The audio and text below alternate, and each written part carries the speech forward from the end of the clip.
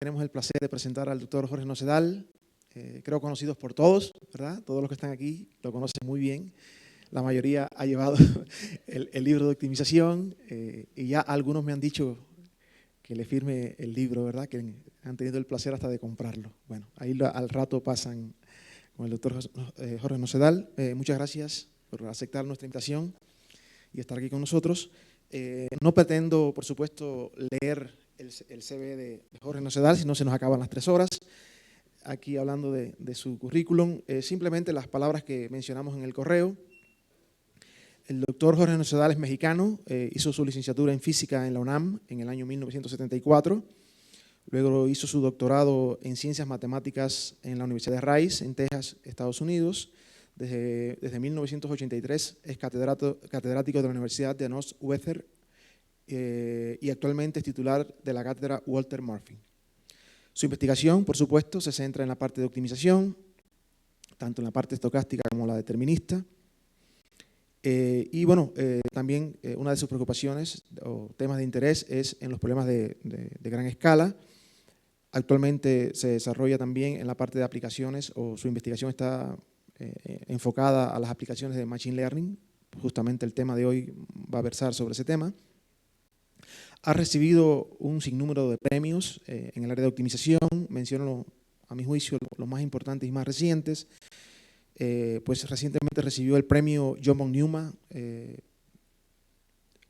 el año 2017. En el año 2012 recibió el premio George Danzig y en el 2010 el Charles Broyden. Creo que esos nombres les resultan familiar, ¿verdad?, en los métodos que se han estudiado en la clase. Él es fellow de la Sociedad de Matemáticas Industriales y Aplicadas, o sea, de la CIAM.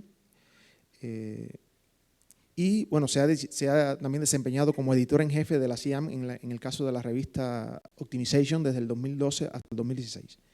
Muchas gracias. Entonces, sin más, comenzamos la plática, ¿no? Antes de que comience, va a haber un primer momento.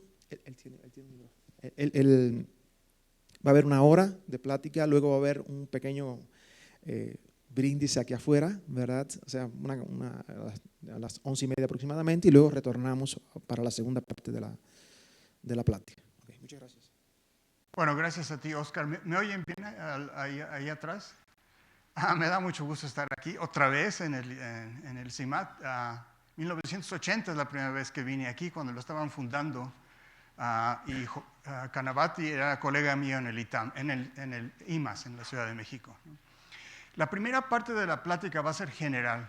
Voy a contrastar un poco esta área de neural networks con otras áreas de matemáticas aplicadas. ¿Cuál es la diferencia? ¿Por qué hay novedad, ¿no? Y la segunda plática va a ser de la investigación actual que se está haciendo en el área de optimización. Ahora voy a tener que pasar de español a inglés, porque si no, no sé qué tipo de barbaridades voy a decir. Mi esposa es americana, entonces luego es difícil hacerlo, ¿no? Ok, bueno, pasemos a inglés. I wrote a survey paper in SciAm Review. It's an 80-page paper called Optimization Methods for Machine Learning, and portions of this talk are taken from there. There we try to summarize the mathematical results of these algorithms. And so I have to give credit to my co-authors, Leon Botou from Facebook Research and Frank Curtis at Lehigh. All right, so nonlinear optimization really has been a very successful field. So its impact is well recognized and celebrated. It's all over the place, nonlinear optimization. Chemical engineering, aerospace engineering, everywhere. The social welfare that has come out from nonlinear optimization is enormous. This is a 50-year effort by thousands of people, right? Now, optimization also arises in statistics, but in a very simple way, maximum likelihood estimation, or you do logistic regression, and then you have to optimize that. So it also occurs there, but what is very interesting is you combine the two areas. When optimization meets statistics, some really interesting open questions arise. And this talk is really about that. So what is new is that optimization algorithms have to be good learning algorithms. Not just, they're not working just on one problem. They really have to work on the entire population. Well, the talk is going to refer a lot about this, right?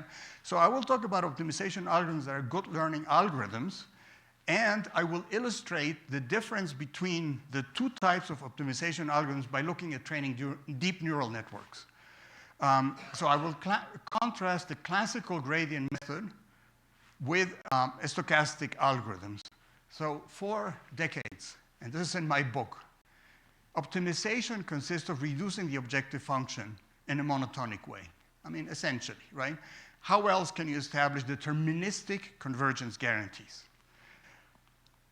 In large-scale machine learning applications, it's actually more useful to employ stochastic gradient methods that are randomized in some sense, and for which we only establish decrease in the objective function in expectation.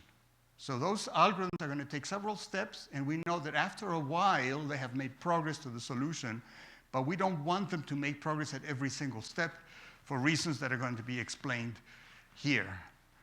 Okay, so this has led in machine learning to the classical stochastic gradient method of Robbins-Monroe. This stochastic gradient method is the method of choice in machine learning today.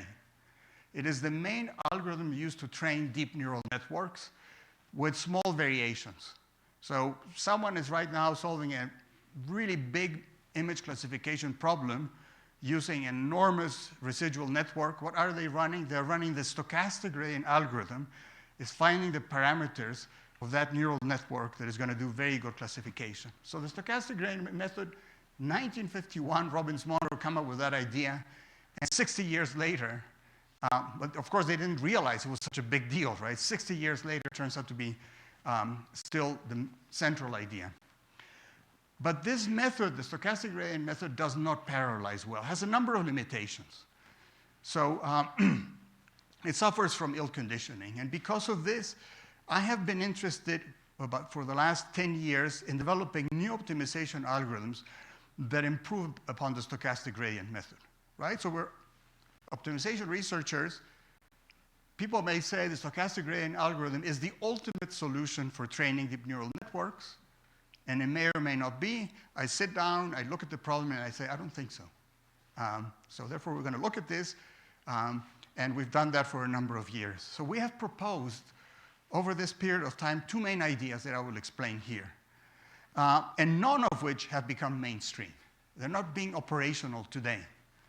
But every year, when I see more and more papers coming from the internet industry, I see that what we were doing and what they're doing is getting closer and closer and closer. So that is a reason, actually, for looking at these questions carefully, because maybe there are opportunities for you to take some of our ideas and say, well, neither these nor that. That's the way to do it, right? I think it's an open research area. So we will talk about these research streams during this talk. Now, before talking about optimization algorithms, we need to talk about optimization problems. How do optimization problems arise in machine learning? Why is it that optimization is a core discipline in machine learning? And why are they challenging? Why don't we just take something, push a button? The reality is that people who are doing deep learning today, they're constantly fiddling around with the optimization algorithm. There are parameters there, and everything is being adjusted always to the application. It's not a closed problem. And there's this method and that method, and nobody knows really why one method works better than the other one. So the problems, where do they arise, right?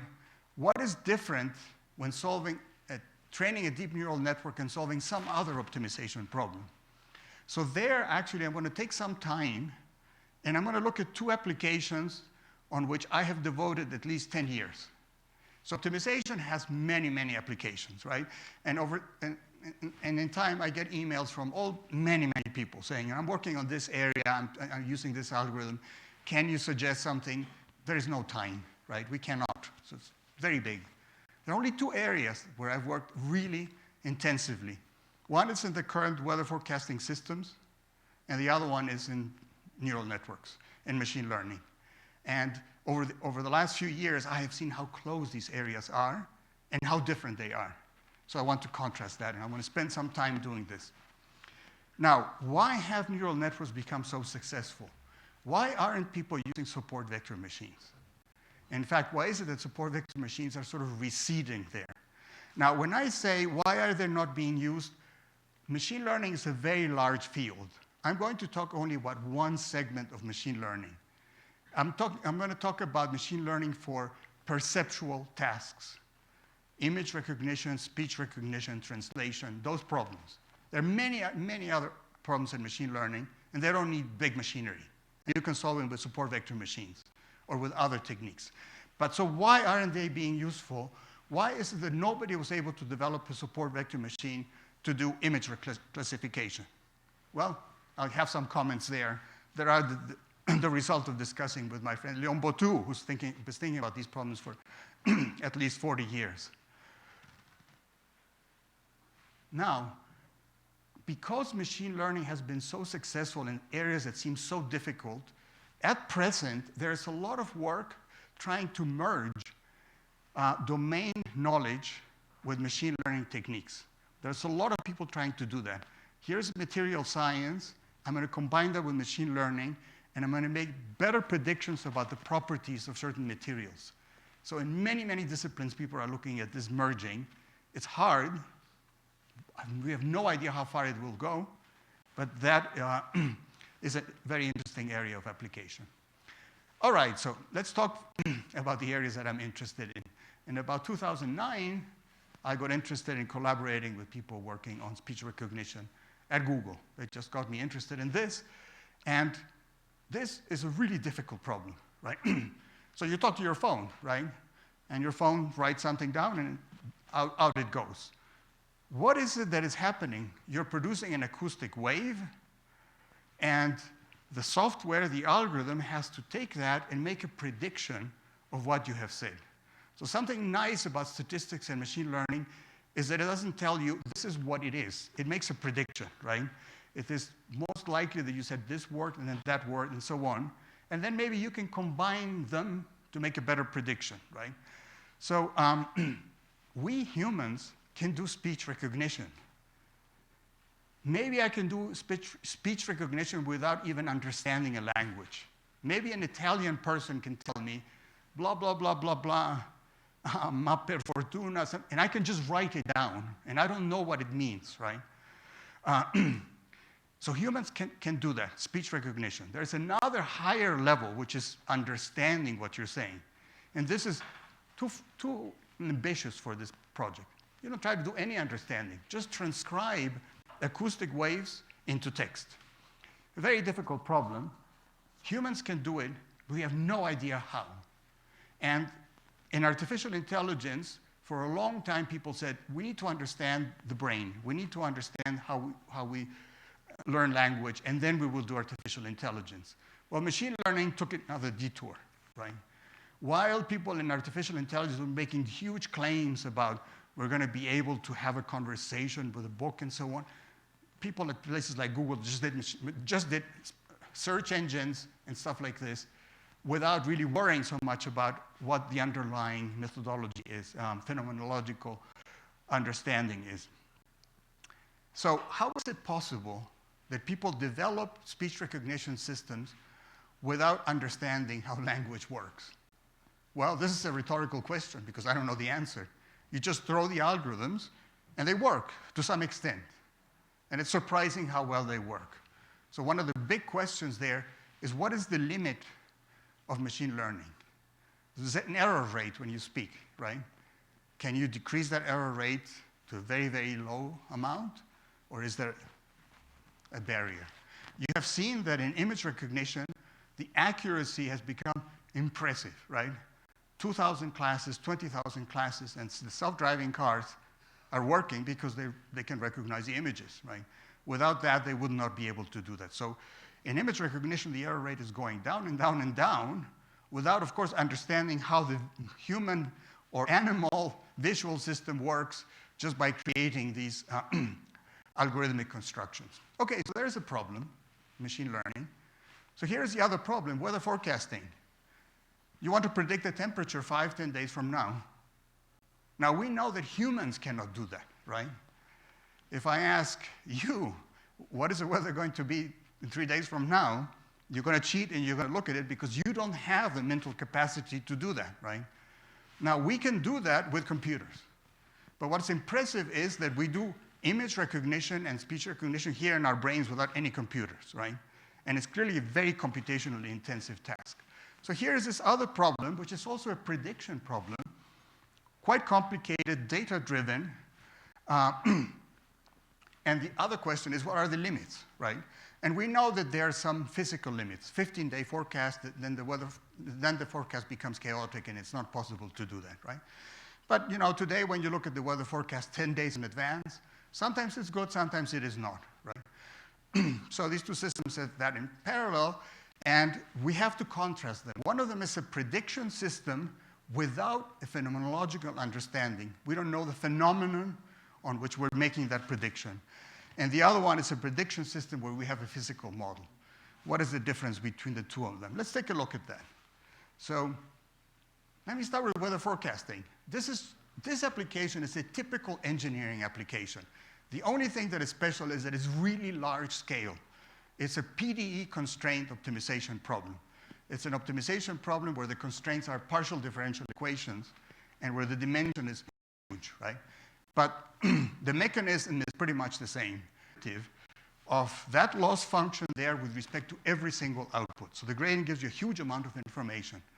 The reason why the weather forecasting is so good today is because in the 90s, the people who developed this system realized that when you solve the PDEs, you can compute the adjoint in almost the same cost. And that gives you the derivative. And if you have an objective and a derivative, then you can go to the optimization people and tell them, do something with this, right? And then you put an optimization algorithm that is going to now give a better prediction of your parameters, and you cycle like this. In most applications, you cycle until you make no more progress. In the weather forecasting community, you cycle until you run out of time, because it has to be a forecast every 4 hours, right? So you do that at some time. You probably have 10 different models of this. You probably see that there's ensemble prediction. If you go to the European Center for Medium Range Forecast, they don't tell you, here's what I think, here are the various forecasts, different models. They have this cycle here. And I want to emphasize just one more time, the computation of the gradient is crucial. Okay, now to make it a little bit more concrete, why is this a complicated problem? Why is it actually of the scale of a machine learning application? In order to do weather forecasting, you have to model the whole Earth. You cannot do local forecasting that way. You have to look at the whole globe, put a grid over the globe, and then 91, this is at the time I wrote the stages, 91 different layers. So you have a grid and another grid like that, covering the relevant parts of the atmosphere. And you have a vector x. At every grid point, there's a vector x that has temperature, velocity, vorticity, humidity. That's the state of the atmosphere. So you have a vector x multiplied by so many nodes that you have, and that represents the state of the atmosphere altogether, right? So you're going to predict that. We have a pretty good understanding of fluid flow, and the only thing that is difficult here is to know what is the initial state of the atmosphere. All right, so the PDE models, the Navier-Stokes equations, are really good enough that if you knew the initial conditions, meaning if you know the state of the atmosphere at every point in this grid, you could integrate the equations and get very good results. But there is not such a thing. We do not have the state of the atmosphere at every grid point. Although governments have invested millions and millions of dollars in satellite measurements and measurements from airplanes and ships and so on, you don't have the information at every grid point. It's very unevenly distributed, right? So what we need to do is you need to find out what the initial conditions actually are at every grid point in order to integrate the equations. It's an initial value problem. So what you do is, I'm going to do a new forecast. So how do I start making my prediction? I look at the previous forecast that has information about every grid point, right? I start with that and integrate the equations, and then I keep this cycle where the optimization algorithm is now going to be changing the initial conditions every time until I make a good prediction over the period that I have, which is called the assimilation period. So this idea arose in the 1990s. The Russians did some the theoretical work, then the French and the English decided to get together and form this European center, and they were very daring. Before that, weather forecasting was done with Kalman filters and so on, and someone came and they said, if you capture the dynamics of the evolution of the fluid flow, you're going to do much better forecast. And the dynamics are obtained by not taking a snapshot, but looking at data over time.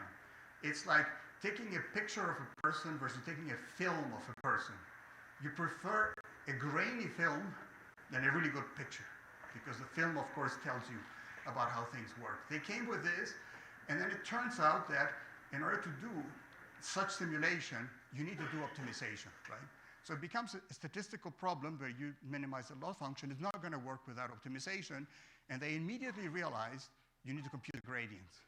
So the time when I started collaborating with this group is where they had toy model, derivatives, the idea, and the whole question is, how do you do an optimization algorithm that's going to work over such a large scale? Right? And we got involved with them, and things became very fun. So you evolve the state of the atmosphere. The objective function looks like a least squares.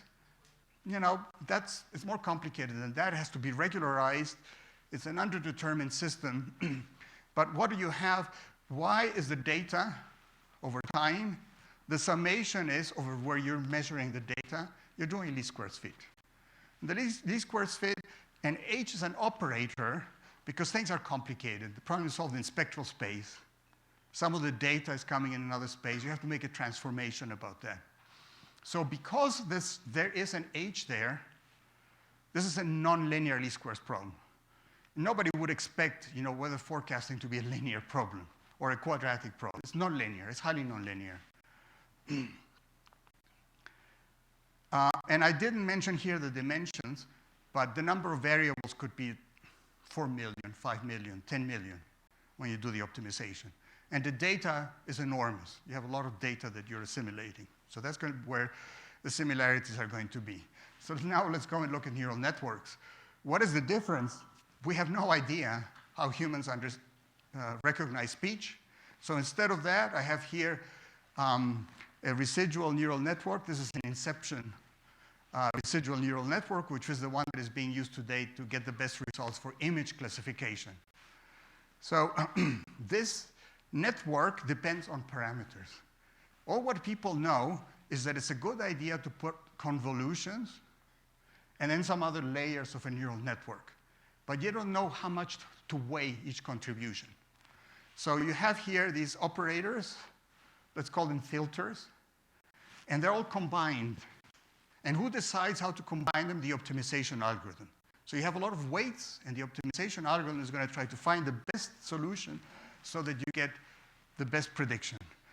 Everything else is going to be the same. Y is the data that you're given. Someone paid to get data for speech, and so you train your problem that way. And now there's no understanding anymore about the phenomenon. Some engineers have come up with these ideas, or scientists, I don't know what you call them, and this thing has been spectacularly successful, right? So the rise of machine learning. Everybody now has heard about this because it's in the newspapers and so on. It has created what I would call intelligent systems that we didn't see before. So there were programs that would play chess, right? And that was pretty good. That's intelligence, right? But pretty limited. And then, boom, things really branched out. Why? Well, speech recognition and image recognition were developed at about the same time. At around 2011, Jeff Hinton, Jan LeCun, and so on started doing large neural networks and getting much better results, right? So these two areas came together. And the importance, especially of image recognition, is enormous. At least I didn't see in the beginning how important that would be. Speech recognition, of course, is important. I mean, I'm sure that in 10 years from now, we will all go home and say, turn the oven on, many commands like that, your car or whatever, right? Because it's just a matter of time. Oh, in fact, we go to Japan, I'm sure this is going to happen. You go to Japan, and you have some device in here, and some Japanese is talking to you, and it's translated to English. and vice versa. So this is just, I mean, companies are working on that, right? But image recognition has tremendous ramifications. Why? Well, in medicine and healthcare, analyzing X-rays, analyzing MRIs, making predictions of how diseases are going to go. Self-driving cars, right? So it turns out now that image recognition, which was developed for a very specific set of applications, for instance, Facebook just wants to know, identify your face, right? Or something. That's where it started. Now has tremendous applications everywhere. Machine learning made it into search engines, and these are highly secret ideas. Don't ask people how search engines really work. People will publish PyTorch and TensorFlow. They will give you software. They'll write papers. They never tell you the biggest problems that they solve in Silicon Valley, but they tell you a lot about this. But don't ask them about search engines because you don't get many answers. But there's more and more machine learning in there. Recommendation systems and self-driving cars are the thing that you've heard about, and self-driving cars are not possible without image recognition. All of this is very recent. 2011 to now. That's exciting, right? Now, what is it that people decided to do? Something totally counterintuitive. Aren't we told always to create a model that is as simple as possible, right? And in statistics, in particular machine learning, people were working with convex models. Everything was a convex model, a support vector machine, logistic regression. Do something that you understand when you minimize. If something is convex and I get to the minimum point, that is the solution, right? What did people do? The opposite. Create a highly nonlinear predictor that is non-convex, very difficult to understand. In the simplest of all cases, a feed-forward neural network where the activation functions are just piecewise linear. This is the simplest. This would give you a polynomial, if there are 7 layers, a polynomial of degree 7, and let's say 10 million variables. What are the variables? Or the weight, right? A polynomial of degree 7 in 1 million variables, nobody knows how it looks like. It's a very difficult thing to understand. And then to minimize it looks like you're playing the lottery. It doesn't seem like this is going to work. What kind of crazy idea this is, right? So from the very beginning, in fact, I'm going to go to that slide. I'm going to wait till then. Now, let's contrast what artificial intelligence tried to do in the 90s and what's happening today. Right? So there's something called knowledge engineering. It was very popular in the 90s, and it aimed, for instance, at creating expert systems. And it says, well, look, I'm going to create an intelligent system to do some sort of medicine. These people are real experts. They're going to tell me rules. I'm going to code them, and I'm going to get an expert system. So can I create an expert system that recognizes digits? Well, people tried. But the problem is that here's the number 4 written in so many different ways. And there is one particular instance, in fact, the last one there, that you would say, well, that's actually not a 4. It's a 2, and there's a 1 in front of that. But your brain, of course, thinks it's a 4 because there was the sequence there, right? And it probably is more likely to be there if it appears that way, right? But so you can fool any system, all that you write, can start writing rules. And then say, well, but actually the 4 could be another one on top of another one, right? And so you write rules, and by the time you finish, you have such a complicated set of rules that maybe even be contradictory, and they're very difficult to train. And that did not work, right? To get the expert knowledge to create systems like this becomes very difficult. So the huge diversity of writing styles defeats attempts to concisely specify the combinations of pixels that will determine what is the number 4. It just did not work. In fact, most perceptual tasks are of this kind. They're very difficult to describe mathematically. By the way, I'm using the term perceptual tasks. I mean visual and speech. That's the only thing that I do. Machine translation is something else. And so the alternative is use a lot of data and use statistics. and train it with optimization. Now, in hindsight, looking back, what was the key moment in history for neural networks? It was 1957 when Rosenblatt proposed the perceptron, which is just one layer neural network, or can also be seen as a combination of logistic units. Instead of just one logistic regression, you have several of them, and then you're going to combine them. And for the first time, a machine could be taught to perform certain tasks using examples. And that's what's different about machine learning, right? In machine learning, the model is really determined by the examples, not by us, right? So in this case, the combinations of these logistic units are not known, and Rosenblatt said, you know, if you use optimization, you can do that, right? And this invention was followed by some theorems that were very impressive at the time. Here are the two references that are the beginning of neural networks. Now, I don't have a slide, but maybe a lot of you have heard that a few years after that, Minsky and Papert wrote a paper saying that system cannot reproduce exclusive OR and cannot do many other things. And the whole project died. The whole Rosenblatt project died. Now, I'm going to come back because in the 80s, when neural networks started to become successful again, Minsky and Papert started complaining about this. And one of their complaints is, you've created a system that depends on optimization, and the optimization is never going to scale. Boy, were they wrong about that, right? Okay, now, neural networks have been very successful. Why? It's not well understood. For example, there are some things about neural networks that seem to contradict basic statistical learning. The higher capacity, the better generalizations you get. You all have heard about overfitting in statistics, right? So overfitting, you're looking too much at the data, not at the population, so at some point you get that phenomenon.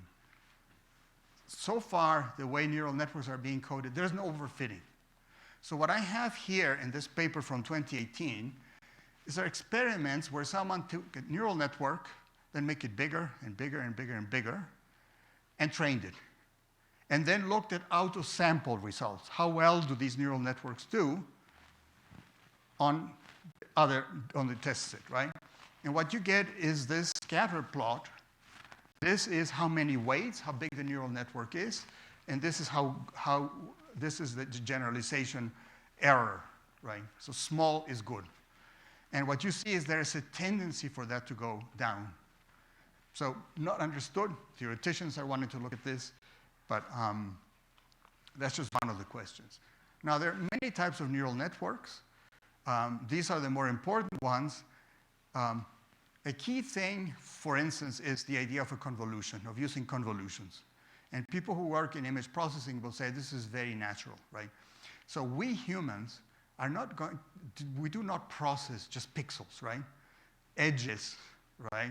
And certain patterns is what you process, right?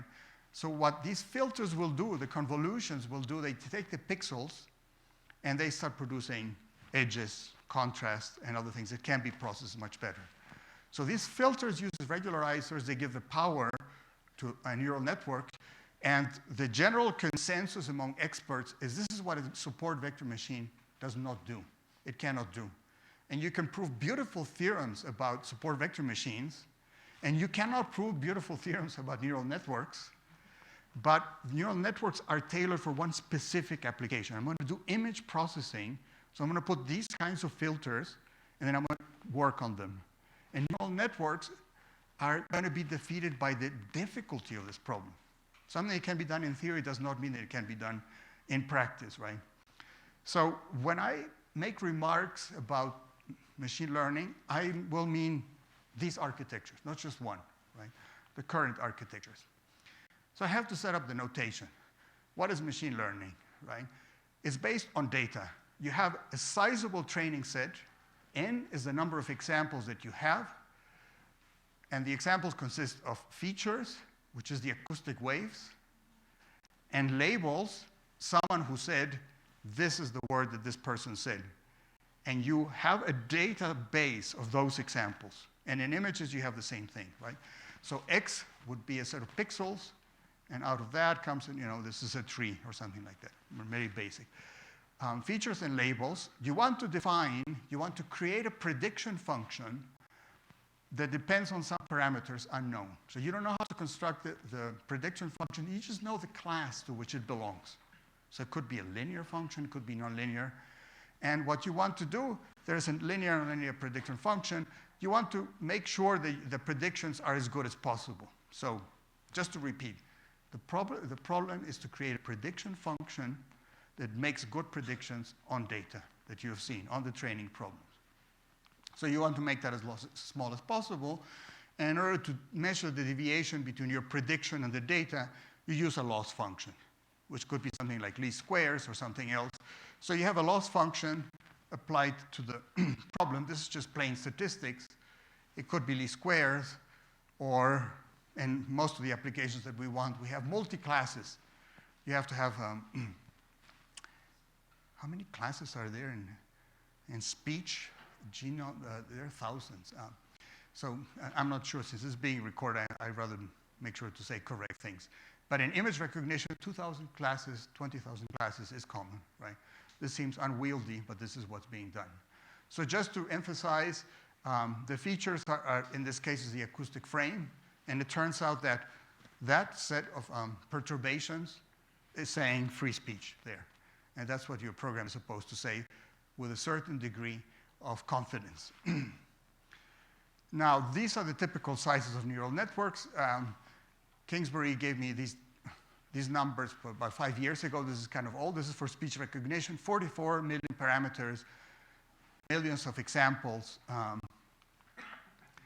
For image classification, I took this from a very recent paper, a residual network for the ImageNet competition, which is what every year everybody wants to win the ImageNet competition.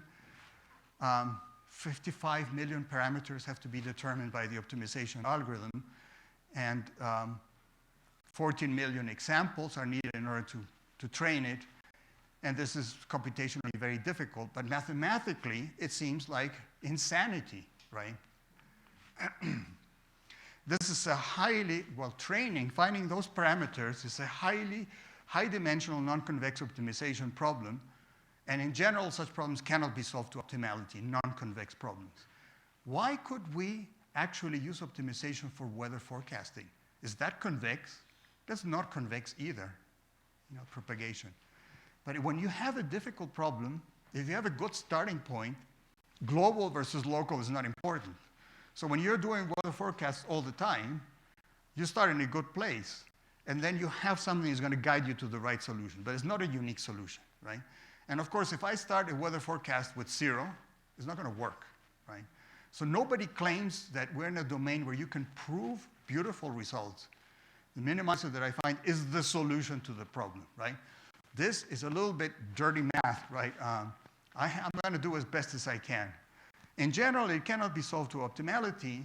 However, there has to be something benign about the structure of neural networks that makes it possible for us to train them, to optimize them, in what is really a reasonably short amount of time, with stochastic gradient method.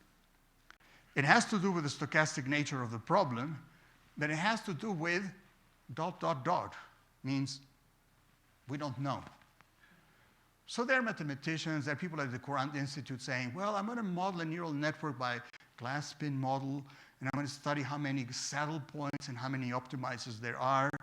And they can do some studies, but it's really not a neural network.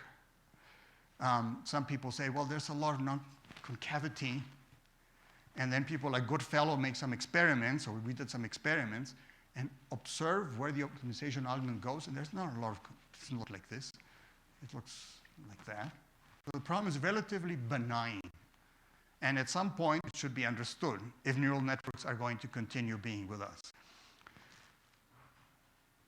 Okay, so what is the objective? The objective is actually to make predictions over the whole population. So suppose that X and Y are the set of all input-output pairs, not just your training set, the set of all possible input-output pairs. We define the composition of the loss function and the prediction function by F. And there are two problems that you want to solve. One is the real problem, which is the expected loss over the entire population. So I want to create an image recognition problem that is going to do as well as possible for any images that you're going to give me. And the other problem is to find a neural network that does as well as possible for the data that you gave me, right? And the only thing we can work on is on the problem that you've given me the data for, but we really have to make sure we work on the real problem. And I will state here results about the real problem. We can actually say things about the new problem if you do things intelligently, if you work well enough.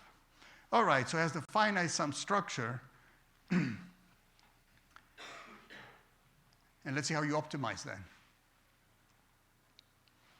Okay, so the stochastic gradient method, Robbins-Monroe, idea of 1951. If you read that paper, it doesn't look like this. It's about solving nonlinear equations.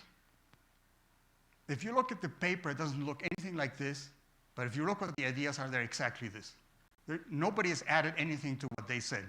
But so if you gave this problem to Robbins-Monroe, they say, look, this problem it should be considered a stochastic problem, right? So this is a finite sum, but it's not a deterministic sum. I could take away some of the data points. Who knows that they're correct? Right? So this is an expectation. I should really view the summation as an expectation. So the idea of the stochastic gradient method is, instead of computing the exact gradient of that objective function, make a very simple and cheap approximation to that. The objective function is the sum of many functions, each one of them associated with a data point. Choose at random just one of them. Compute the gradient of the ith component function and move along that direction. So remember that I said that there are 10 million examples? So the summation has 10 million terms. If I want to compute the gradient, it's going to be the gradient of 10 million of components, right? In this case, pick up just one of them and move. Or maybe pick up 100 and move. But 100 compared to 10 million is almost nothing. It's very noisy, right? So this is the idea, and how far to move becomes really crucial. Because this gradient is no longer correct. This is a very cheap, noisy iteration. It's not a descent algorithm because I did not compute a gradient that is accurate at all. In fact, this is a stochastic process that depends on how you choose your sample gradient at every iteration. And so the algorithm sort of could be seen as something that goes like this and finds out its way to the solution. What you need to make sure is that what you compute there is an unbiased estimator of the gradient. Now, stochastic gradient method is cheap, and it's going to be impressive. You're going to see all the good things that it has. But many of us would say, we have supercomputers today. Even if you give me the objective function that has 10 million examples, I can evaluate it by distributing the computation to many computers, and maybe I'm not so worried about this anymore. So why don't you compute the true gradient of the objective function, even though it's expensive? There it is. It's a more accurate step, and now you can go to the optimization literature and say, what is the algorithm you want to use? You can use a quasi-Newton algorithm. They're very powerful. You can use the Newton method. Once you have that, you can use any of these optimization algorithms, and parallelism is an opportunity. And people tried that. People tried this a long time ago. In fact, I guess if Jan LeCun is over there listening, I proposed an algorithm called limited memory BFGS in the 1980s. It's a gradient method. And Jan LeCun told me he was a postdoc at Toronto at the time, and he was playing with neural networks. And he heard my talk, and he got very excited, and he coded it. And he said it didn't work well. And that was 25 years ago. And he says, and it hasn't worked well since then. And the stochastic gradient algorithm that someone had suggested worked, right? So this sounds like a really good idea, but for some reason, doing the stochastic gradient method is better. And what I have for you is a set of intuitive ideas and a set of rigorous ideas about why, in the current context, this is a really good thing to do for training deep neural networks. Well, the first thing is what people like Jan observed. It just works better. This is not even a neural network. This is a very large logistic regression problem with data that some colleague at Google gave me. It's a speech recognition problem you're trying to do with logistic regression. And if you run the stochastic gradient algorithm, this is the empirical risk. You want to diminish it. This is the number of epochs, the number of training points that you have seen. And you can see that the stochastic gradient method, SGD, is source the data. Nobody told you 1,000 quadratic functions in one variable there. Where is the minimizer? Well, somewhere in the middle. What happens if you start here? What does the stochastic gradient method say? Well, the objective function is so many functions. Choose one of them. Just choose one and compute the gradient. This is a scalar problem. The gradient is just move to the left or move to the right. It's a derivative, right? If I choose at this point here, maybe I shouldn't move away from the camera. If I choose this initial point, any quadratic function, the gradient of any quadratic function points that way. The minimizer of any of those quadratic functions moves that way, right? So if I start here and I pick up this quadratic function, which way is the minimum is this way? It moves the right way. So suppose I start here and the next iterate is over there. Now here I pick up some other quadratic function, it's likely to move me over there. Now as I get closer and closer to the solution, it's less likely that I'm making the right decision. And Bertsekas calls this the region of confusion. So what these algorithms are going to do, like for this example, is very rapid progress in the beginning that you see it in that graph. With very little work, I was able to move in the right direction. But at some point, they're going to stall. The information is not going to be correct. While you're close to the middle, it's almost the same probability to move to the right and to the right. You're going to be oscillating, right? So it has that virtue. And notice that this is a geographical argument. I said if you start over here, it moves the right way. This is not math. But it somehow seems right? That just to emphasize this one more time, I have a problem with one variable, but I have 1,000 functions. If I use the gradient method, of course it will work. It has to tell me to the right or to the left, right? But every time I'm making 1,000 evaluations of the function, the stochastic gradient method does one. And a lot of the time it's doing the right move. That's the essence of why it's so effective, right? Now, there's theory. One can prove things, and they're very elegant results. If you want to find an epsilon solution, so you don't want to minimize exactly the objective function, but you want to be within epsilon of the best possible value. How much work does a classical gradient method do compared to the stochastic gradient method? And there are just two important quantities here to know. If you use a classical gradient method, the amount of work that you need in order to get within epsilon of the solution. What is epsilon? A number that you choose, right? For any epsilon, this is the amount of work that you do. Let's think that epsilon is 10 to the minus 3. The amount of work that the gradient method does, you can show, the worst case, which is the average case, depends on the number of training examples. Depends on n. Why? Well, because the objective function has n examples, and every time that you compute a gradient, you have to do n of those, right?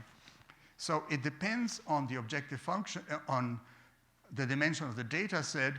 This is the dimension of the problem. This is how many variables are in the problem. And then there are these things that mathematicians love, these log of epsilon. This is not important. The important thing is the stochastic gradient method does not depend on n. The total amount of work to get within epsilon of the solution is independent of how large the data set is. So that is considered to be the main result. Now, there's 1 over epsilon here, and that could be a problem if you're solving a problem that is not very large, right? So suppose that epsilon is 10 to the minus 3. So this gives you 1,000, a factor of 1,000. The log is a waste of time. The log is always a small number, right? So here you have 1,000, and here you have nothing. But here you have the number of data points. What's more important, 1,000 or the number of data points? The number of data points for these applications, the stochastic gradient method is going to work. For small applications, it's not going to give you anything, right? It could be smaller. So this is the theory. These results are there. In our survey paper, we tried to explain this as simply as possible without martingale theory or any of that. Now, I want to present one equation. Now, this talk finishes in 5 minutes. Okay. I want to present the equation that is the real one. The one that I always think in terms of why the stochastic gradient method works. Now, deterministic optimization, gradient descent, right? What is more natural than the gradient descent method? Perfect, right? Why does it work? Because you can show that at every iteration, you decrease the objective function by a quantity that is proportional to the gradient, right? So when I'm very far from the solution, the gradient is large, I make large progress. When I'm really close to the solution, the gradient is small, I should not move a lot, I cannot make much progress. You show that for a strongly convex quadratic function in 5 lines, right? This is why the gradient method works. There is a step length parameter there. It's good, you're decreasing the objective function in proportion to the gradient. Just make sure the step length is not too small. Maybe too large. You have to control that. But we know how to control it. It's in textbooks. So you find a good textbook, and this is why the gradient method works. Now, what is the equation for the stochastic gradient method? Well, now the problem is an expectation. The objective function is an expectation, right? So now we're not going to ask for the objective function to decrease at every iteration, but we're going to look at any given step, what is the expected decrease in the objective function? Right? So at iteration k, maybe I will increase the objective function, maybe I will decrease it. In expectation, with respect to all possible choices, I'm at iteration k, and I chose one of these functions. The expectation with respect to all possible functions gives me some very nice quantity, like the one I had before. Progress proportional to the true gradient of the objective function and the step length. And then there is another term, this is a second moment term, that is really a variance that has to do with how noisy are your estimations of the gradient, right? Well, because you're not computing the gradient correctly. So there are 2 terms here. One that is driving the stochastic gradient method to the solution, and one that is preventing it from making progress because the iteration is noisy, right? And Robinson-Monroe already noticed in 1951 that this is alpha and this is alpha squared. So if I make alpha sufficiently small as I progress, this term will be dominated by that. And they discovered that if alpha k is like 1 over k is enough so that this term dominates that and you convert to the solution. They didn't establish a rate of convergence result, but they showed that this method would work. Again, doesn't look like this, but it's all there. I have nothing to say that they didn't have there.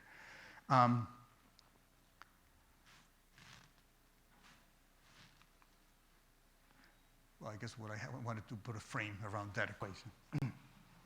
So maybe this is a good time to stop. Let me just say a couple of things of where we're going, right?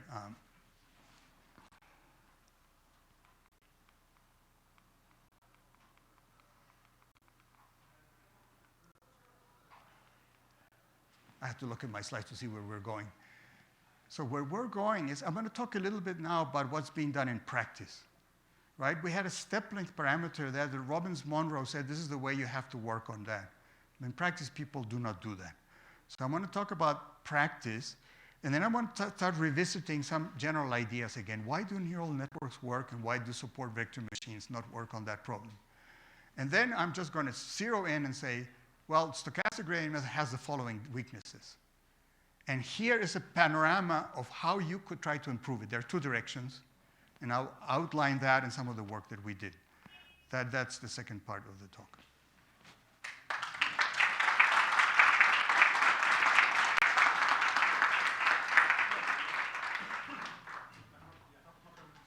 What would be the best idea for reducing the error of the oscillations? Reduce the value of alpha, step size, or increase the sample? What could be? Well, that's exactly what the second part of the talk is about. Because the current practice is play around with alpha, tune it with alpha. What is it that I believe in? Sample more. Reduce the noise. What is that is happening today? The practice is getting closer to what we're doing. People are doing larger and larger sampling because of parallelism, but then you can control the variance there. But I want to spend quite a bit of time on that question, which I think is a very natural key question, right? Bueno, tenemos 15 minutos. Podemos pasar aquí arriba para el que quiera comer algo y de ahí regresamos.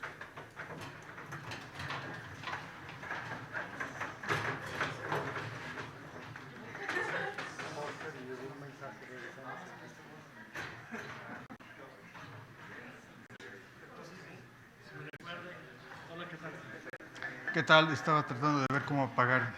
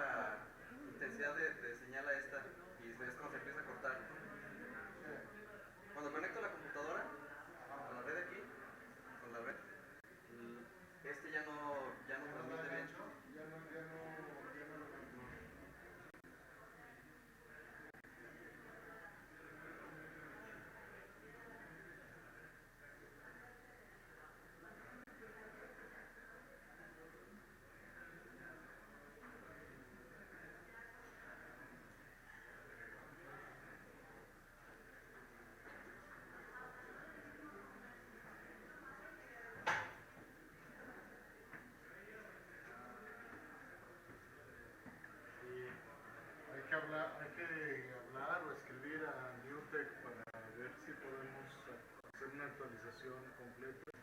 Sí. Y no depender de puentear, porque eso es lo que está alentando todo. Sí, claro. Eso sí.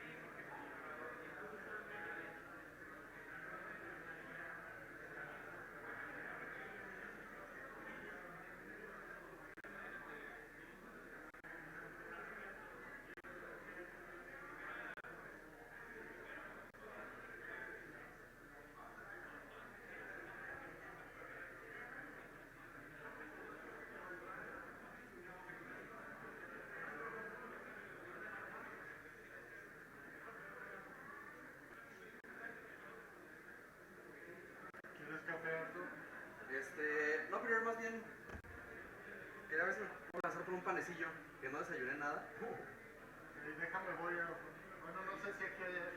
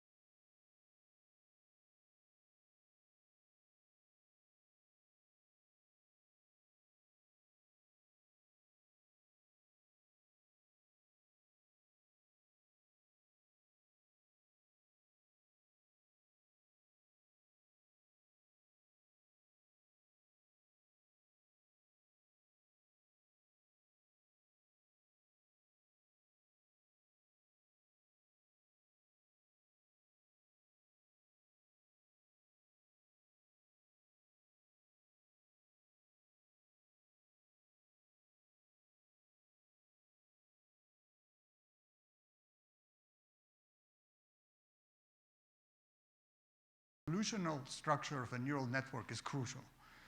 It's a filter that regularizes the problem. So as a result of this coming here, optimization is playing again a central role in this field.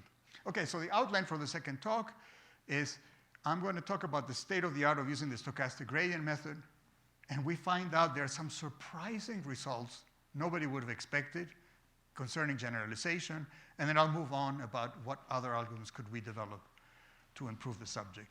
So I'm going to begin by illustrating how the various optimization algorithms that give equally good solutions on the training problem can give different solutions on the out-of-sample problem, generalization. Okay, so what do I mean by this? And then we'll go that. The objective function is the sum of terms, right? We saw that. And the iteration looks like this. Now, I now wrote a subscript xk because we don't have to choose just one sample function to compute the gradient. In the stochastic gradient method, you can decide to choose 10 functions. And x is going to be a subset of all your training points. You choose 10 of them, compute 10 of those gradients, and form the stochastic approximation to that. In practice, it's a very, very important thing not to use just one sample point. I can tell you from our experiments, you cannot solve some problems. It's too noisy, right? 256 points, something like this you want to use. So here is the generalization. This is called mini-batching. You have reduced the variance a little bit. Now, by choosing the sample for which you compute the gradient more and more, you get closer and closer to the classical gradient method. So there is a continuum in algorithms, from the very noisy to the non-noisy case.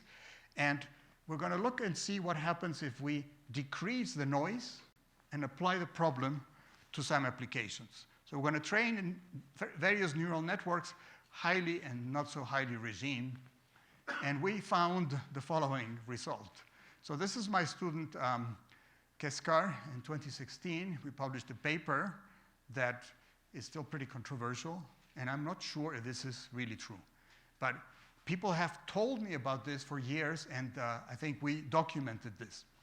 So we're using the atom optimizer. Well, it's a variation of the stochastic gradient method with different batch sizes. So what we're doing here is you run the algorithm to completion. Then you put a better gradient, run it to completion, and so on. Every time you run them, you end up with a different neural network, right? And then you test those neural networks out of sample. And what we're reporting here is out of sample results. Now, the training errors I'm going to show you in the next graph is about the same for every one of the methods. They do equally well in the training problem. But when you test them out of sample, the larger the batch size, the poorer the generalization. Now, these numbers here, this is the accuracy of classification goes from 64 to 60. It's a small thing, but it's quite important. And the fact that it's there is something that is very intriguing. So maybe there's another reason why we shouldn't be increasing the batch size. Somehow we don't get better generalization. So these observations, people in machine learning had told me before. I don't like to use batch methods because they don't give me as good solutions. But it was never formalized. Now there are more papers. So this is a paper by a group at Google that did the same experiment. Here is the mini batch size. This is the number of samples, goes from 64. And when you reach to 8K, the generalization error starts going up. Why? Well, some people will say, I know. Other people say, I do not know, right? But you have that. More papers show that.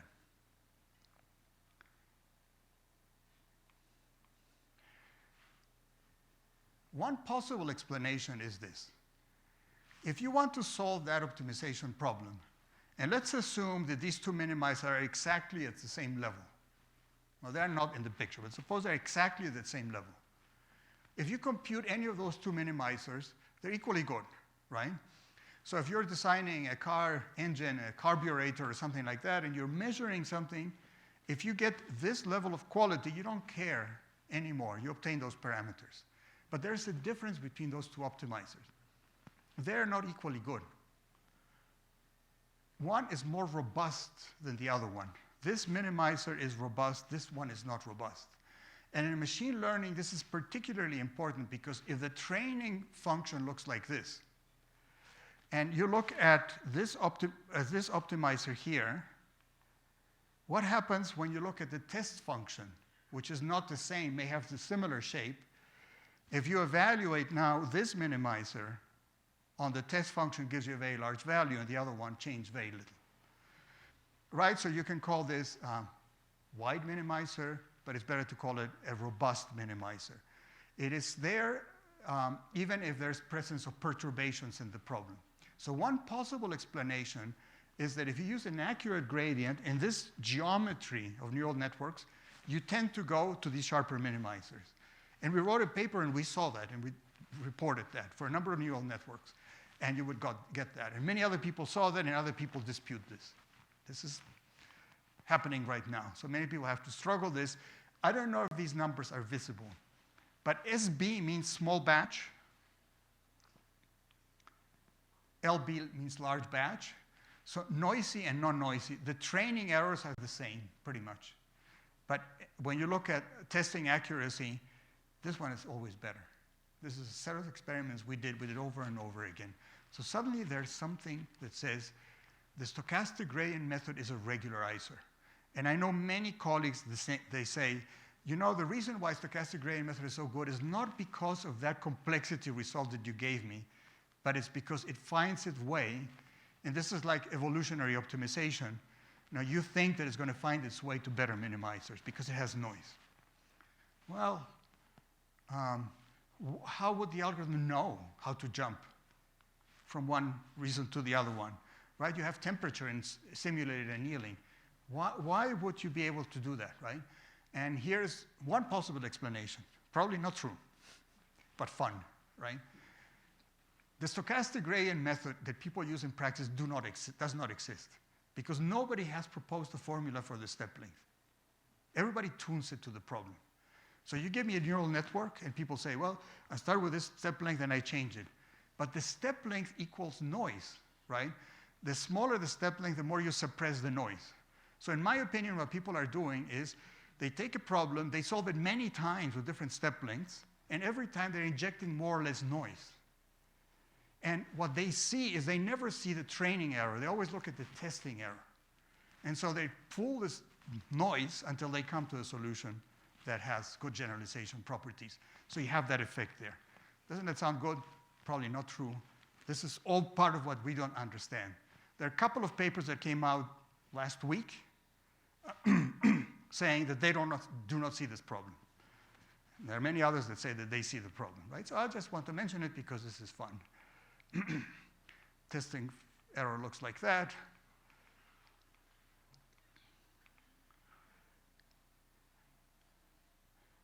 So you know what this fancy animation is doing? I'm trying to explain in one picture the whole field of robust optimization.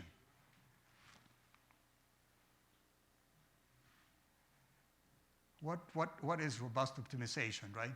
So in optimization, you want to go to the lowest point.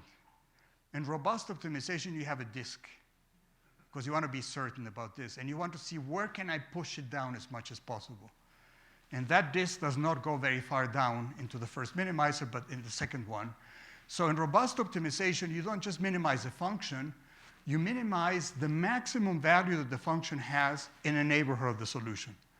It's a complicated problem, but it's really something we would like to do in machine learning, right? We would like to get stable minimizers. We would like to use robust optimization. Unfortunately, that technology does not scale up very well. Okay, so the stochastic gradient method has all these wonderful properties, and it looks like we should just give up, right? On top of everything, the efficiency, it turns out generalization gives you sort of better solutions. However, it's very difficult to parallelize. If you're doing tiny steps and they're sequential, it's very difficult to parallelize. People have parallel implementations, but only so much that you can get. There are communication overheads and so on. And after all, stochastic gradient methods are first-order methods, right? They only use the gradients, right? And of all the pictures that there in the field of optimization, that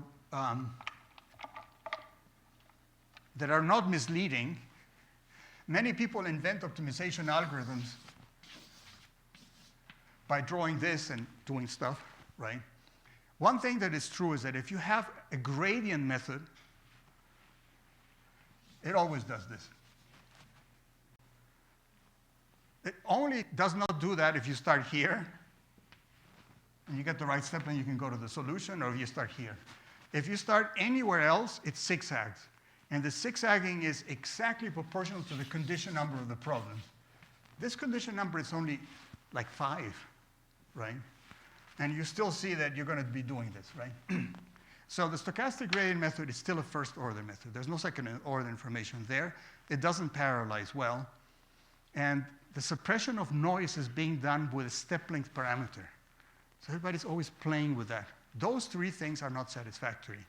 That is the reason for looking at other algorithms. And the panorama that we propose is the following, is that everything really has to refer to the stochastic gradient method because it works. It has to do something. But what you can do is you can do noise-suppressing methods. You can start designing methods that reduce the variance in the gradient, maybe in a gradual way. And the other thing you can do is start with the stochastic gradient method and start putting second-order information to avoid this kind of phenomenon. And ideally, you would like to have both. So the end goal is an algorithm that has some stochasticity, because that's good for many reasons, but suppresses noise and includes second-order information. And that is where we're going. So remember that the objective function is the sum. Here's the stochastic gradient approximation. We can vary the amount of information that we use to compute the gradient. The larger the sample, the more accurate the gradient is. Why not use an increasingly accurate gradient which will allow parallelism?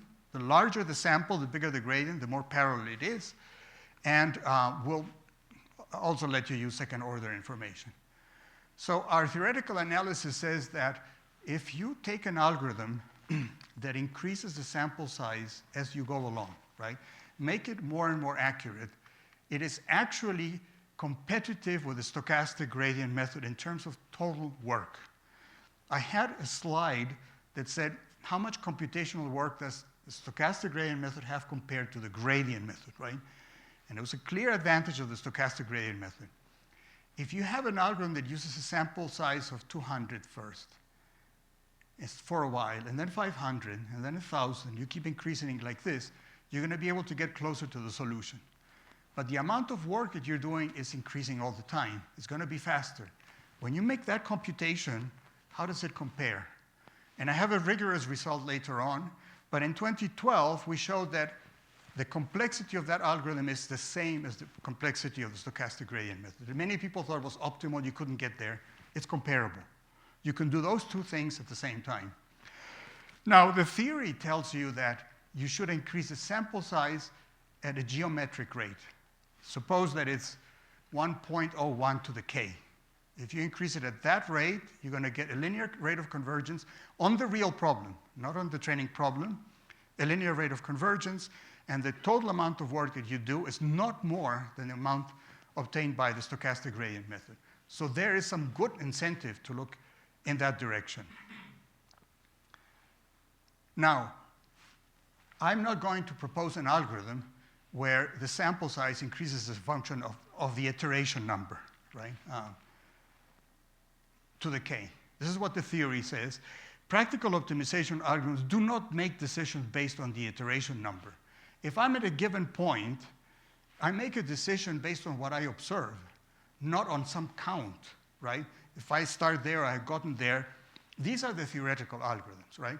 And in the work of Nesterov, for instance, the beautiful work of Nesterov, there are a lot of algorithms where the parameters depend on the iteration number. You will see that in the accelerated gradient method and so on. Those are theoretical algorithms that are very good. I would never recommend someone in practice, or I would never put an algorithm in a book that depends on the iteration number. It has to observe something in the problem, make decisions on that. So we have to go to this theory and propose something practical. So that's where most of our work has gone. How do you make a practical algorithm that makes those decisions? And I want to give you here an intuition. Suppose that grad f is the true gradient of the objective function. Now you're going to compute approximate gradients, right, stochastic gradients. Doesn't it make sense the following? We know that the gradient of the objective function is big away from the solution, and it's 0 at the solution. If we knew the real, right? It's small. Now, as I progress, isn't it the case that any gradient that I have should not be in size bigger, smaller than this variance? So when the variance in the gradient is larger than the gradient that I'm using itself, I should not trust that gradient anymore, right? So what these algorithms do is say, can I find out a statistical test that looks at the true objective function and say, I want to be within a ball with high expectation of that real gradient and move it that way, right? So as the gradient shrinks and shrinks, you have to be in that smaller ball. And that's going to drive your sample size up. So we proposed this so-called norm test, and we coded it, and we were disappointed about the fact that it increased the sample size too quickly. And other people started telling us they saw the same experience. And so we proposed a second idea that says, why, if this is a descent direction, why do you tell me that I have to be within a ball of that point? Isn't it enough that I'm going in a descent direction in expectation? I can control the step length, the length of that step in other ways. So the second idea simply says, require that in expectation you have a descent direction.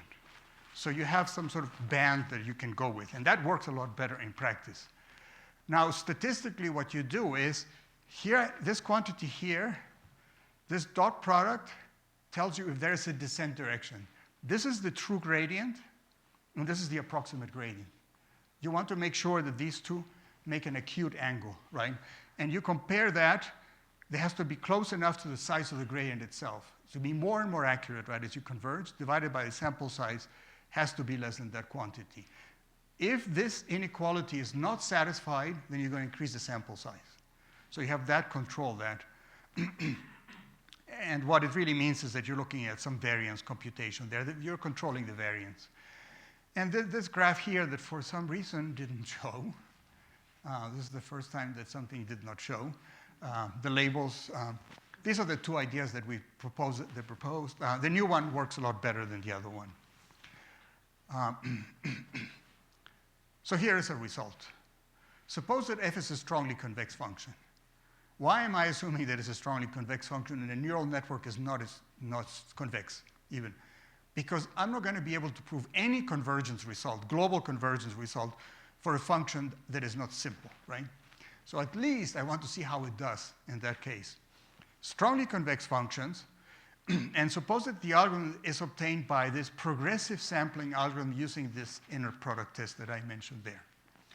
Now suppose that the step length is a natural parameter like related to Lipschitz constant.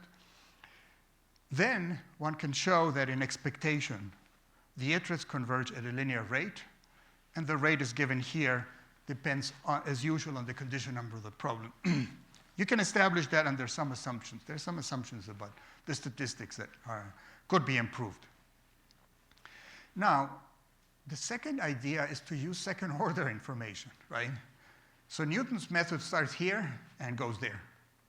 If it's extremely elongated, Newton's method doesn't care.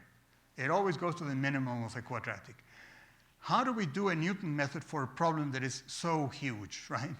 So let's think we have 10,000 data points, and the number of variables is 1 million, right? The Hessian is 1 million by 1 million, and it's dense. Can we do Newton's method? No. Do you even want to do Newton's method? Probably not, because remember I told you, suppose that someone gave you the data set duplicated, and this happens a lot in practice. You're not getting duplicated data set, but you get almost duplicated data sets. Because what are they doing? They're downloading images from YouTube in order to train things, and a lot of them are repetitions, right? So you don't even want to do that. But a natural thing is to say, well, if the function is the sum of functions, the Hessian is the sum of Hessians, right? So we're going to have an iteration that looks like this. There's going to be an approximate gradient and an approximate Hessian. And you're going to iterate like that. And somehow you're not going to make this possible. So subsampling the Hessian simply means the following. The Hessian of the sum of functions is the sum of the Hessians. So take a sample, 10 Hessians, and with that, you form this Hessian here. and you have an approximation to the gradient, right? Okay, working with 10 Hessians is not a problem, but what is the size of each Hessian? 1,000,000 by 1,000,000. Are they sparse? No. It looks like we haven't achieved anything. So this system here seems to be hopeless. But people have done lots of stuff for nonlinear optimization. That's large-scale Newton methods. We know how to do them. In fact, in the weather forecasting system, they do that. The conjugate gradient method. You don't solve that system exactly. You apply an iterative method to solve that problem, and in particular, the conjugate gradient method. So you solve this linear system by applying the linear conjugate gradient method, and each iteration requires only the Hessian vector product.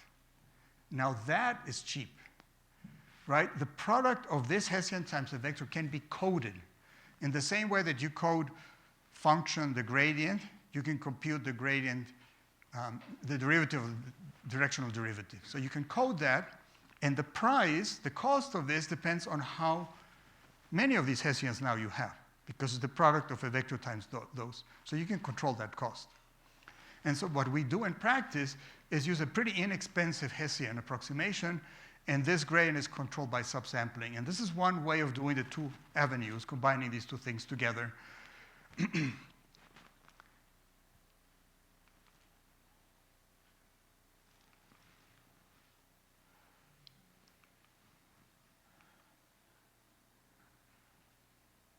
Okay, a theorem. And I'm going to do this slowly. So remember, we have the stochastic gradient method. You can do progressive sampling. You can change the sample. You can put second-order information. How about if we do the two at the same time? What can you prove? So here's this result. Applies, by the way, to the expected risk, not to the training error. Under standard assumptions, if the step length is the natural quantity, the fixed step length quantity, suppose that the Hessian sample is constant. I always choose the Hessian to be 10 elements there. And I grow the sample size geometrically. Why am I doing something, again, that depends on k? Because I want to prove a result, not because I want to implement it that way, right? Then we show that you get a linear rate of complexity, and you match the complexity to the stochastic gradient method. Again, you're doing more stuff, but the amount of work is comparable. So there's a mathematical foundation for doing this. So we've been working on this beautiful approximation to Newton's method. Newton's method does not require any communication. The update is very simple. It's in textbooks. You just keep updating a formula, and you never form a matrix. You compute this matrix vector product by some formula that we call the two-loop recursion, and the amount of work is equal to the dimension of the problem, linear and the dimension of the problem, right? And so you can now apply a quasi-Newton algorithm that has to be carefully updated. I'll mention it in a while. You do a line search to make sure that with high probability you get descent. And I remind you that a quasi-Newton algorithm, what it does,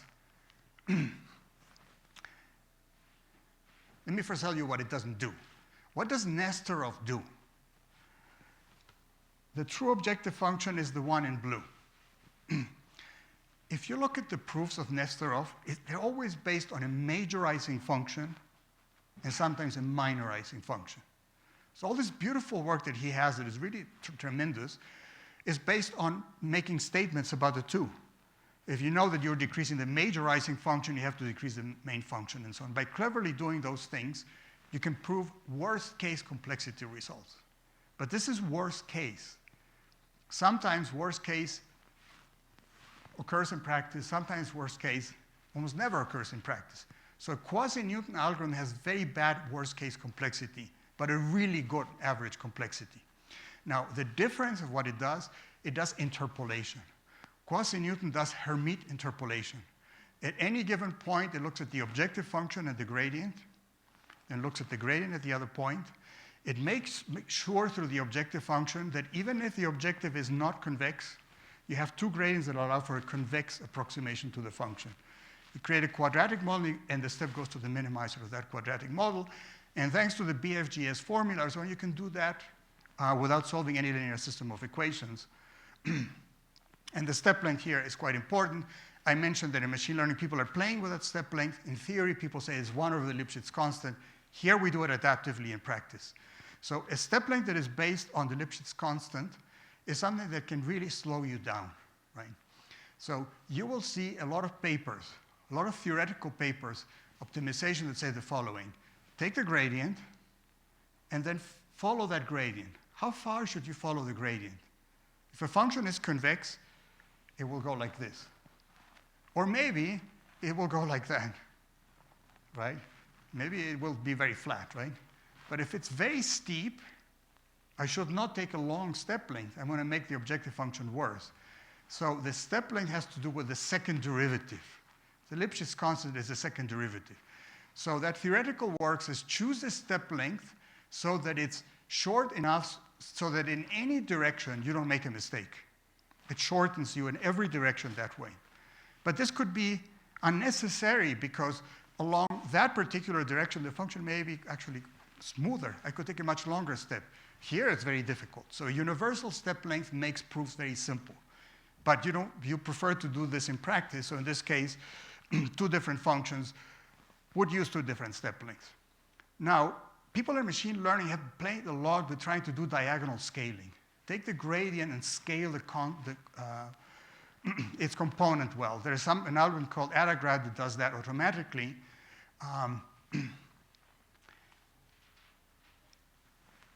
And a lot of people use it, right?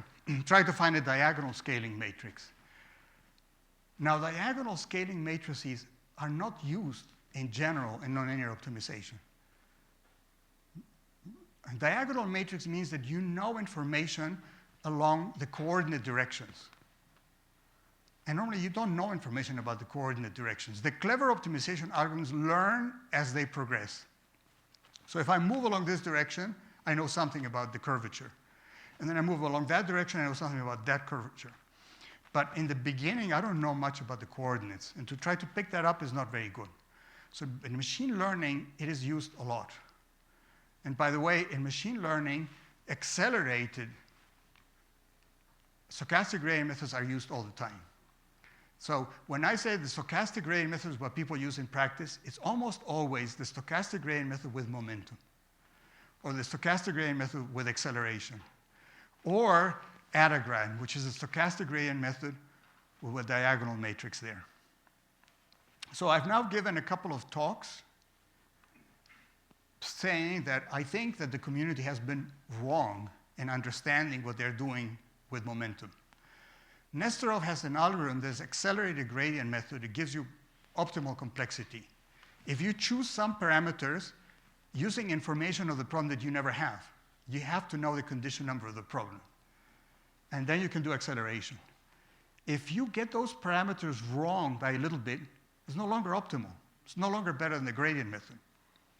But everybody in machine learning is using accelerated methods. They call them accelerated gradient and momentum, but they're not using any of those parameters that give you the right thing. So my claim is these methods work because they're doing iterative weighting. They do statistics. They should be interpreted from a statistical point of view, not from the point of view of optimization and complexity. They have little to do with that. So a method like Adagrad, I guess Yoram Singer is a co-author of mine, in my opinion, it gathers information through the whole run to build this diagonal matrix. I think it's doing some statistics that is clever. Forget about curvature information.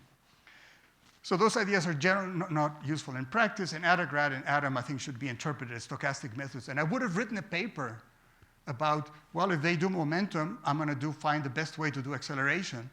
But I'm not good enough a statistician to know what kind of statistical tricks are there to be put that could be analyzed from an optimization point of view, if you know what I mean, right? So in momentum and acceleration, take a gradient step, another gradient step, and then you join those 2 lines, and you go a little bit further than that. Why not do more statistics than that? Why not look at the four iterations, right? Where is this optimal? So in any case, we have an alternative. We have line search strategies that are going to use in a stochastic setting. Okay. So let me skip that now, and I'm going to show you, this is a graph I had before. So this is what we saw for a long time. Stochastic gradient method really beats a batch method. What happens when we did those results?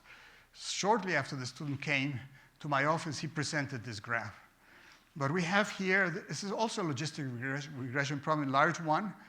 The stochastic gradient method tuned very carefully.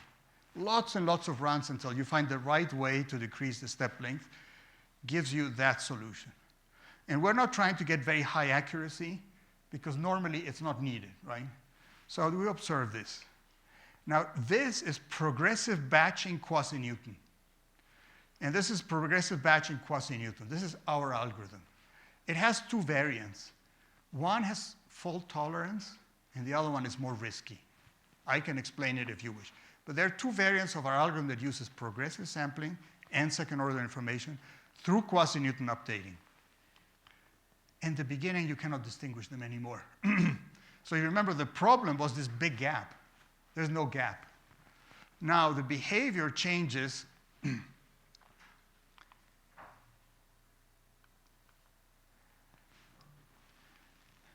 Now the progressive batching algorithms can go and get you a lot of accuracy, because they're automatically increasing the accuracy of the gradient all the time until they get there.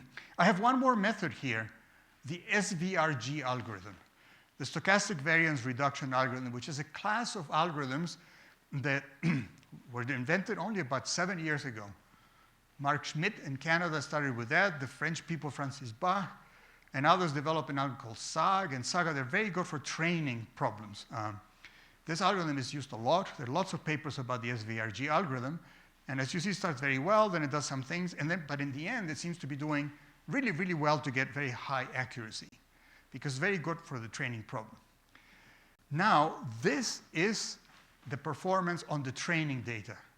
What is the performance out of sample? Here's the out of sample performance. Sorry that the colors changed. The SVRG is now red. And not only that it delays, but look at these bumps that it has there. Right? So as the iteration progresses. So the stochastic gradient method then works very well, and the other methods that we have are achieving that accuracy at that point too. So this is for a logistic regression problem. So the next thing we wanted to do is say, well, we're going to do that for neural networks, and we're going to change things, right? We've been struggling with getting this algorithm to work well for neural networks. So what we're doing is one of my students is going to Facebook Research in January so that we try our method there, while at the same time doing all the N other things that I haven't talked about. Batch normalization, data augmentation, parallel execution, and so on. So that Facebook group, there's a group at Facebook that developed residual neural networks. Kai-Ming He is the main developer of that area. By the way, he told me that he created residual neural networks not from an architectural insight. He wanted to do something that was more easily optimized. And he said if he put those links, it would be more easily optimized. And then they discovered that it worked so well for image processing, right? So we're working now with that group, because what that group did, without us being in touch with them, is they started increasing the batch size like we did. This is about a year ago. They wrote a paper saying bringing down training time from 29 hours to 1 hour by increasing the batch size for the ImageNet competition. They're just using GPUs. But they go to a limit, only 3K or something like that. And what everybody does is chooses a batch size. What we propose is doing this gradual batch size. Why hasn't it been coded? Well, it looks like a little bit of a nightmare, right? The amount of computation that you have is changing as you go along. Is that worthwhile? And things like batch normalization or so on really confuse the optimization. I haven't discussed them here, but those of you who know about what they are, they confuse the interpretation of the gradient, so all what we do here has to be reinterpreted in that manner. So our students have shown that. So the search for effective optimization algorithms for machine learning is ongoing. In spite of the total dominance at present of the stochastic gradient method, a method, in my opinion, that's noisy at the start and gradually becomes more accurate seems more attractive. Generalization properties are vital. So, by the way, one of the problems that we had when we tried our progressive algorithm on neural network problems, we're having generalization issues. Some people say they don't exist, but we're having generalization issues. So that prevented us from increasing the batch size too quickly. And that's why we were not being competitive there. So, here are some theorems, and end of my presentation is here. I was going to leave a lot of time for questions. I don't want to go over this. Maybe one result I want to say is, what happens if the function is non-convex? Can anybody prove anything? Yes. So there are results. How do they look like? That. What do they mean?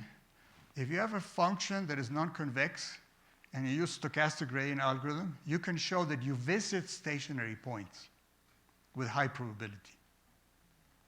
With high probability, you're at stationary points. You're not kept away from stationary points. So here is one result of the ones that we have in that review paper. We have several. If you use the Robbins-Monroe step length that go to 0 in this way, then the expected value of this sum of gradients is finite, meaning that some of them go to 0, right? Now, this is complicated because the alpha is still there. So you can have results for fixed step lengths, and now you have a neighborhood of the solution and a rate of convergence result. So in any case, there's a lot of activity on proving results for optimization algorithms on non-convex problems. There is a school at Princeton going there. I find that line of research to be dull, not so interesting, because the results are so incredibly pessimistic. After so much work, I visit a stationary point. Well, that's not going to be so good. And also the proofs are not new. There's nothing really novel there. I wanted to make one final comment about methodological understanding and neural networks. What's the difference between the two of them? I said that in one of them, you have the model. And the other one's the data creates the model. In both cases, they're very high-dimensional problem. In both cases, you need regularization of some kind. But the difference between these two applications, in one of them, we can explain almost everything that we've done, right? So you have a weather forecasting system. Why are you using the Navier-Stokes equations? Well, you start with Newton's equations, fluid flow. This is why we do that, and all these experiments that do that. Why do you choose this objective function that you have here? This is a proximality term. The objective function in weather forecasting, you want to find the initial solutions that give you the best forecast. You want to stay as close as possible to some reference point, right? You don't want to start with weather that does not exist, temperature of 1,000 degrees, right? You stay close to a point, there's a regularization term, and in this case, there is a quadratic term. Now, there are covariance matrices here. And this is something that took me a while to understand because the European Center was spending a lot of money in creating these covariance matrices. And I'm not being a great statistician. I was saying, why are they doing that? Why don't they just buy more satellite time, right? And in fact, over the years, they spent even more time on creating these covariance matrices. Now, they're block diagonal matrices, and they have a lot of domain expertise. Some observations are not reliable, some satellites, there's reflections and so on. You put them into the covariance matrix. You're not going to do plain least squares like that, right? So we can understand what's happening. Everything is large, it seems to be parallel. Now, when we do neural networks, we can explain almost nothing, right? None of what I said here now, well, we're doing it because we know that the human brain looks like a neural network. Really? We're doing many, many layers because you need a lot of capacity. Really? Maybe in 5 years, someone can do that in 2 layers, right? So everything that is being done here is missing some explanations. But can we catalog those explanations? Yes, I think we can, right? And one of the biggest questions that is now is that neural networks are becoming bigger and bigger. And we don't know why. They don't overfit when you do that. The neural networks are such that this is a weight, that's another weight. You have to apply them. You can do a flipping of these parameters and get the same solution. If you have a linear activation here, so neural networks have many different ways of changing the parameters that will give you the right solutions. So one thing I did not mention is that on top of being a high-dimensional, non-convex, nonlinear optimization problem, every minimizer is degenerate. Meaning, every minimizer, you can change it. There are subspaces where you can change it, where the objective function does not change. This is bad news for optimization. In optimization, you want problems that look like this. You don't want problems that look like that, right? Because the gradient becomes 0. Why should we be working with methods like that? So Hinton proposes something like drop out, remove some of those, regularize that way. Some people talk about, there's always an L2 regularization term, like there is one here. Normally, there is not L1 regularization that brings all the weights to 0. So this is a question that I have not tackled, but regularization is pretty open and difficult. And I'll just finish by saying that there are some colleagues of mine who are really smart and so on, who believe that the stochastic gradient method does the trick. You can give it a bad problem, and it finds you a good solution.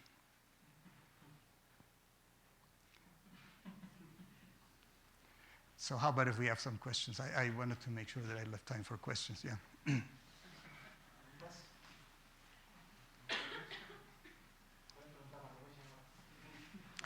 En español.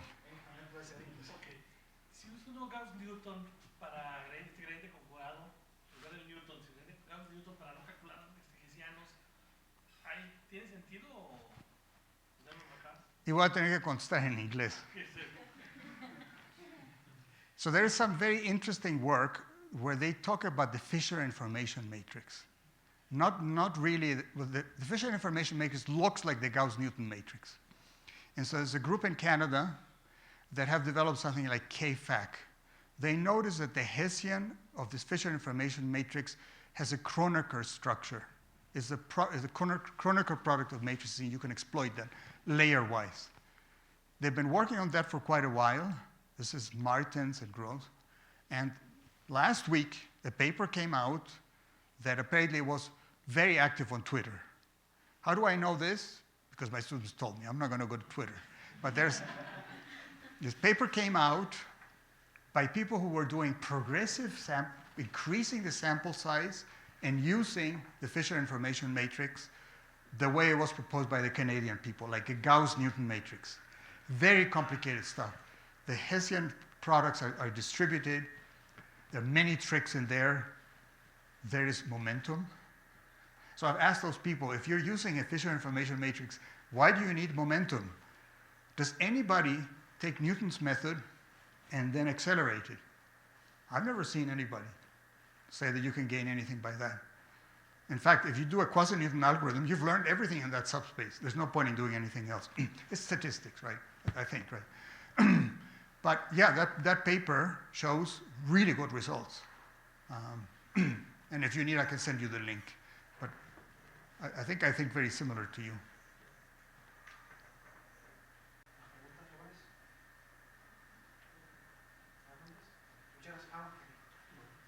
Una pregunta, digamos, desde el punto de vista conceptual del problema. ¿Sería posible que una de las cuestiones que hay es que si uno está trabajando con una parte de los datos, lo que es el conjunto de entrenamiento, uno realmente no quiere encontrar el mínimo de la función, sino más bien siguiendo la idea que usted planteó, estar en regiones robustas, ¿no? Entonces, en ese sentido, métodos que quizás no resuelven el funcional hasta abajo, sino que dan una aproximación son buenos. Y en ese sentido, lo que comentaba usted de la topología de la red, ¿no? Que si incrementamos la topología de la red, uno esperaría que sea overfitting con toda seguridad, y no es el caso.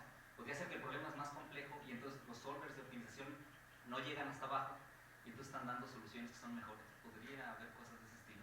Sí, y por eso es que creo, a ver si en español sale. Y por eso es que creo que esto de incrementar gradualmente el tamaño de la sample, es muy delicado. So you have to have the good generalization properties, but why do you want more accuracy as you want along? I just want to be sure that I can meet anybody's. I don't know what the accuracy is. And by the way, I don't want to make Google richer, right? This is just a motivation to do optimization research. Hopefully, these algorithms are going to find a lot of applications.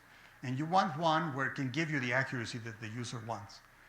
What we always found natural is that fixing batches seems to be mathematically not elegant. Playing with step lengths is not mathematically elegant. And that decreasing variances, maybe like the SVRG or so on, that does it in a clever way, that eventually, we're believers that elegance eventually wins. My second question, related to that, so a colleague give a question about that. What about in cases, in some problems we are working with the full data set? Suppose that Facebook is so good capturing all the data that you are almost there, you almost have all the full data set.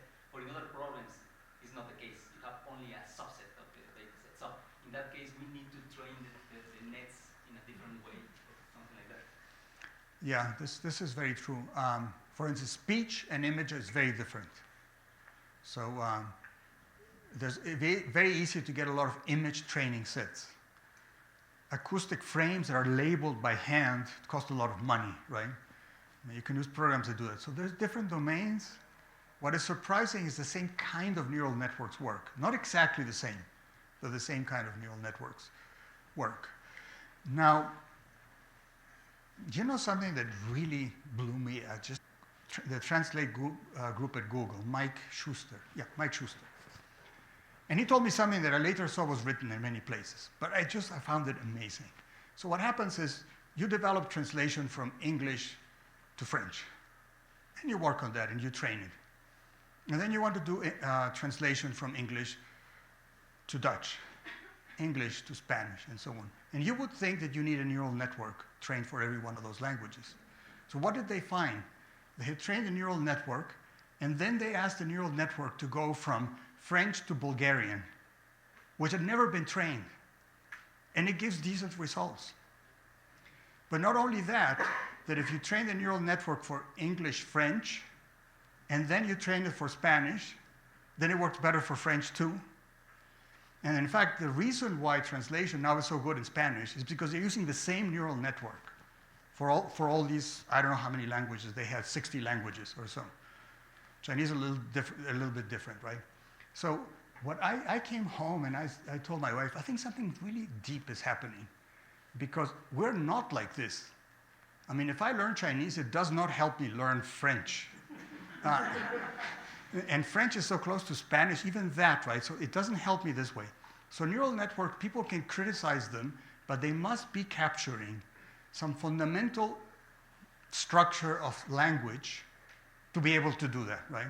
And I don't know if you've noticed, machine translation has gotten a lot better in the last 5 years. And you know what happened 5 years ago? They put neural networks there. They were doing other things. They were simple, they were satisfying, but if you go and you read El Universal or something like that and put it into English, then it turns out that Peña Nieto is mujer. It gets a noun. It was making very basic mistakes. It's a lot better, but that is something that I took very seriously, this success in machine translation. By the way, neural networks have not worked on many applications. When there is very little data, a lot of people have not found it useful.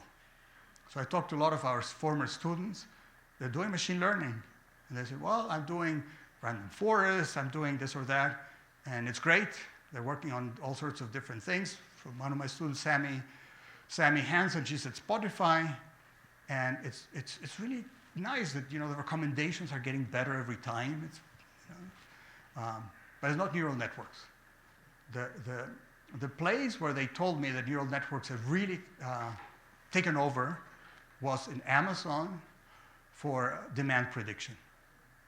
So when I visited there, I talked to several groups, including a group that hated neural networks and wanted to prove that they could do better. And as time went by, the gap just got getting bigger and bigger. And Amazon was not trying to keep the secret, the fact that neural networks were working for demand prediction. But demand prediction for smaller companies probably will not work.